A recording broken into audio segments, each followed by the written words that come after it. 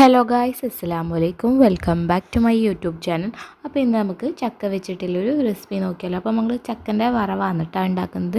അപ്പോൾ ആദ്യം തന്നെ നമ്മൾ പച്ചച്ചക്കയിലും ചെറുതായിട്ടൊന്ന് കട്ട് ചെയ്ത് വെച്ചിട്ട് ഒന്ന് ജസ്റ്റ് മഞ്ഞൾപ്പൊടിയും അതുപോലെ തന്നെ ഉപ്പും ഇട്ടിട്ടൊന്ന് കുക്കറിൽ ഒരു 4 വിസിലടുപ്പിച്ച് ഒന്ന് വേവിച്ചെടുത്തിട്ടുണ്ട് കേട്ടോ. കുറച്ച് വെള്ളം ഒഴിച്ചിട്ട് ഇനി ഒന്ന് വെള്ളമെല്ലാം കളഞ്ഞതിന് ശേഷം ജസ്റ്റ് ഒന്ന് വറവാക്കി എടുക്കും. നമ്മൾ പെട്ടെന്ന് തന്നെ ഉണ്ടാക്കാൻ പറ്റുന്നൊരു ചക്ക വറവാണ് കേട്ടോ.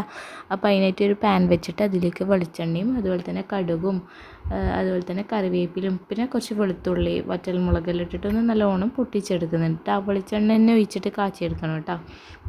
അങ്ങനെ ആലൊന്ന് നല്ലോണം മൂത്ത് വന്നതിന് ശേഷം വെളുത്തുള്ളിയെല്ലാം നല്ലോണം മൂത്ത് വന്നതിന് ശേഷം നമുക്ക് നമ്മൾ വേവിച്ച് വെച്ച ചക്ക ഒന്ന് ഇട്ട് കൊടുക്കാം കേട്ടോ. ആ ചക്ക ഇട്ട് വെച്ചിട്ട് നല്ലോണം ഒന്ന് മിക്സ് ആക്കിയ ശേഷം കുറച്ച് തേങ്ങയും കൂടി ഇട്ടാൽ നമ്മുടെ ചക്ക വറവ് റെഡി ആയിട്ടുണ്ട്. നമ്മൾ പച്ച ചക്ക വെച്ചിട്ട് ഇതുപോലെ വറവും അതുപോലെ തന്നെ ഒരു കൂട്ടാനെല്ലാം ഉണ്ടാകും കേട്ടോ. നല്ലൊരു കുറച്ചും കൂടി നല്ല ലൂസായിട്ട് നമ്മൾ നല്ല ടേസ്റ്റ് ആയിട്ടുള്ളൊരു കൂട്ടാനും ആക്കുക കേട്ടോ.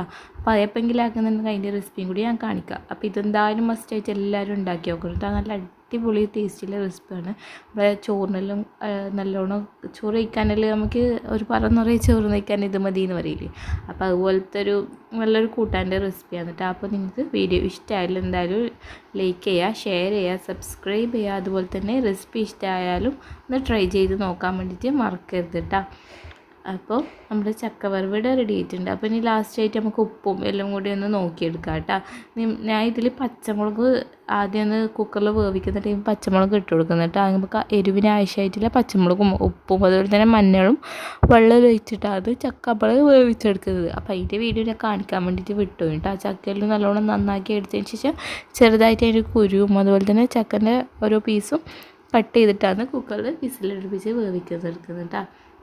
അപ്പോൾ നമ്മുടെ ചക്ക വറവിടെ റെഡി ആയിട്ടുണ്ട്. നിങ്ങൾക്ക് ഇഷ്ടമായാലും എന്തായാലും ട്രൈ ചെയ്ത് നോക്കണം കേട്ടോ. Okay, by.